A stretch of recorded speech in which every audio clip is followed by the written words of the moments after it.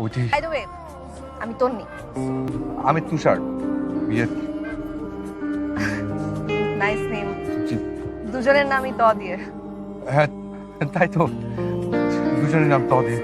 চাকরিটা হয়েছে? না, চাকরিটা হয়নি, মানে আমার হয় না খুব সহজে। ওই একটা না একটা অঘটন ঘটে তো।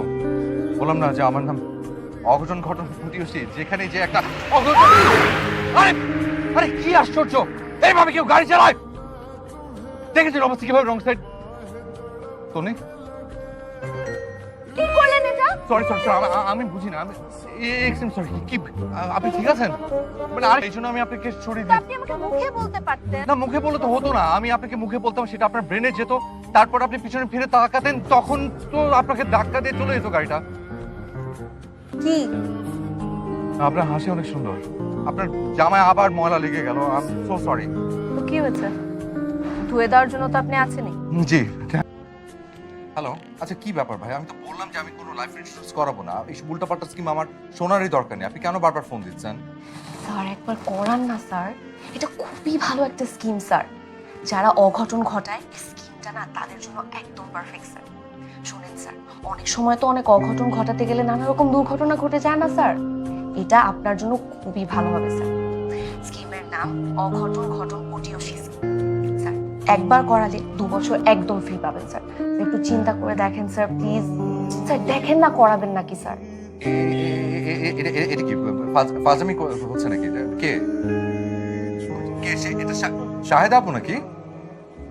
এটা কোন নাম্বার? আরে বুদ্ধু, আমি তন্নি। শুনুন মিস্টার তন্নি, আমি আমি না এসব উল্টাপাল্টা স্কিম নিয়ে আপনি আমার সাথে।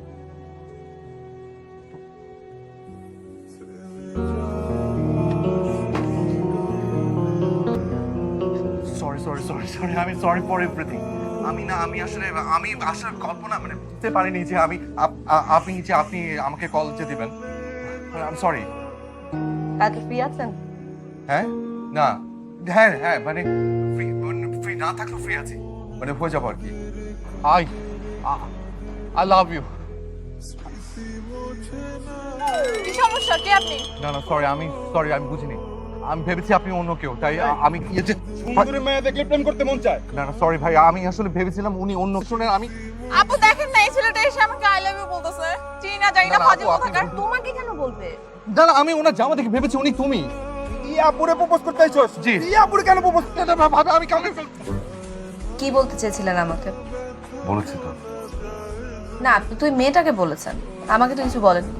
না না, আমি ওই মেয়েটাকে কিছু বলি। এসেছিলেন সেটা বলেন। হ্যাঁ, গোলাপ কি? মানে মানুষ গোলাপ দিয়ে কি বলে? গোলাপ দিয়ে যেটা বোঝায় আর কি। বলেন এখন। পরে পরে অন্য কোনো সময় বলে। আমি বরং আসি। আপনি ফুলটা দিন। জি। ফুলটা দিন। ফুল। I also love you. Sorry sorry sorry sorry,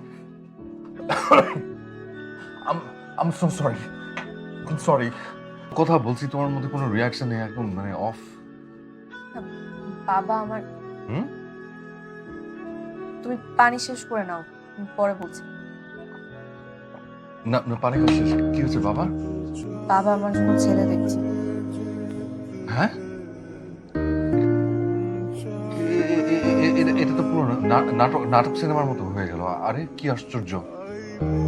মানে মারে, তোর মা নেই, আমি বাবা হিসেবে তোর সব সাধারণ পূর্ণ করার চেষ্টা করেছি।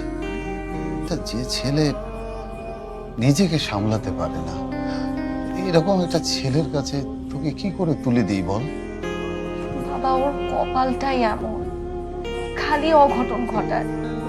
কিন্তু বাবা একমাত্র আমার সময় ও চেষ্টা করে অঘটনটা ঠিক করতে। প্রথম যেদিন আমার সাথে দেখা হয়েছে, আমার কামিজে কাদা মাখিয়েছে ঠিকই, কিন্তু ও চেষ্টা করেছে নিজের হাতে ধুয়ে পরিষ্কার করে আমাকে কামিজ টেনে দিয়েছে। বাবা ও সব সময় চেষ্টা করে অঘটন ঘটলেও যেন আমার কিছু না হয়। গাড়ি আমাকে চাপা দিতে এসেছে, আমাকে ফুটপাতে ধাক্কা মেরেছে ঠিকই বাবা, সেটা হয়তো অঘটন ঘটেছে, কিন্তু সেটা আমাকে বাঁচানোর জন্য। বাবা একটা ছেলে কত কেয়ারিং হতে পারে বাবা বলো? সঠিক কাজ করা ছেলেটা হয়তো আমাকে বিপদের সময় ফেলে রেখে যেতে পারে বাবা, কিন্তু তুষার কখনো আমাকে ফেলে রেখে যাবে না। ও কখনো আমাকে ফেলে রেখে যাবে না বাবা। তুই ওকে অনেক ভালোবাসিস না? আমি ওকে ভুলতে পারছি না বাবা, আমি ওকে ভুলতে পারছি না।